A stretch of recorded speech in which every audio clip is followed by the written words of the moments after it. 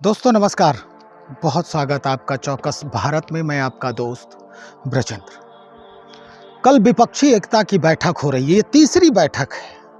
सारे विपक्षी जो भारतीय जनता पार्टी के विपक्ष में इंडिया गठबंधन बना है, ये सारे विपक्षी अब मुंबई में पहुंच चुके हैं और मुंबई में कल इसकी बैठक होगी और बैठक में कई ऐसी बातें हैं जो सामने निकल कर आएगी लोकसभा चुनाव को लेकर।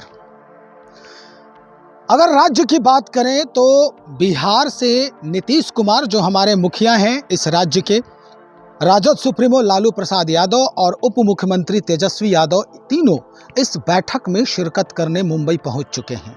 लेकिन ये बात राज्य के कई लोगों को नागवार गुजर रही है। दरअसल प्रशांत किशोर जो चुनावी रणनीतिकार हैं, इन्होंने एक बयान जारी कर दिया है। इन्होंने कहा है कि नीतीश कुमार को अगुवा बनाने की सोच भी कैसे सकता है कोई। दरअसल इन्होंने पूरा आंकड़ा बताया है नीतीश कुमार का।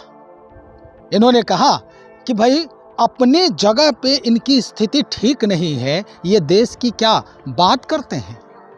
इन्होंने स्पष्टता से कहा है कि भाई जिस तरह का दल है, जो बल है इनकी, वो पहले देख लें एमपी कितने हैं। और महागठबंधन की तो बात ही ना करें। महागठबंधन की जो घटना है ये सिर्फ बिहार की घटना है, इससे देश को कोई फर्क नहीं पड़ सकता है। ये तो बिहार के पत्रकार हैं जो इसको हवा दे रहे हैं इस गठबंधन को। अदरवाइज अन्य राज्यों में क्या स्थिति है और कैसी चर्चा है नीतीश कुमार जी की, ये जानना बहुत जरूरी है।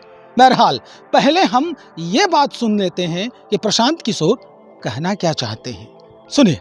जहां तक नीतीश जी के प्रयास का सवाल है, तो नीतीश जी की तो जो अपनी हालत इतनी खराब है, जो अपने राज्य में अपना पैर रखने का ठिकाना नहीं है, तो आप विपक्षी एकता और देश के स्तर पर उनको, भाई अगर विपक्षी एकता कोई करेगा, अगर आप ऑर्डर में भी देखिए तो सबसे बड़ी पार्टी कांग्रेस है, उसके बाद तृणमूल है, उसके बाद डीएमके है, जो पूरे राज्य जीत कर बैठे हुए हैं। उनके पास 20-20, 25-25 एमपी हैं, अपने राज्य में वो जीतने का दावा कर सकते हैं। नीतीश कुमार जी के पास तो कुछ है ही नहीं, न दल है न इमेज बचा है, तो आप किस आधार पर आपको कोई बना दिए। तो बिहार के पत्रकार जो हैं, ये आप लोग जबरदस्ती का खबर बनाते हैं। आप कर्नाटक में, तमिलनाडु, बंगाल में जाइए तो कौन चर्चा कर रहा है नीतीश कुमार की।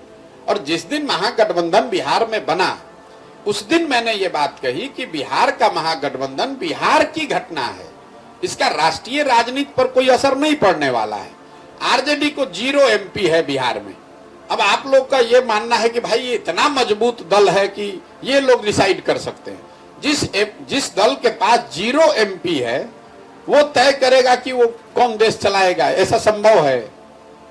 नीतीश जी के पास 42 गो विधायक है और 16 गो एमपी है, जो पिछले गठबंधन में वो जीते थे। कितना इस बार जीतेंगे वो आपको बेहतर मालूम है हमसे। तो जब आपकी अपनी ताकत नहीं है, आपके अपने 10 एमपी नहीं है, तो आप देश की राजनीति में क्या भूमिका अदा कर सकते हैं। तो सुन लिया आपने। प्रशांत किशोर ने स्पष्टता से कहा है कि आरजेडी के 0 एमपी हैं। जेडीयू से कितने एमपी हैं जरा सोच लें। और वो भी जब वो एनडीए के साथ थे तब उनके एमपी उतना हो पाए।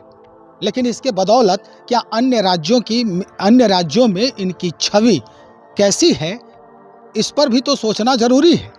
अब कल के इस बैठक में क्या कुछ नया आयाम सामने निकल कर आता है, ये हमें इंतज़ार करना होगा इसे जानने के लिए। और उसके बाद हम इन बातों पर विश्लेषण भी करेंगे और लोगों से चर्चा भी करेंगे, बातचीत करेंगे। फिल वक्त आप बने रहे हमारे साथ। बहुत शुक्रिया आपका।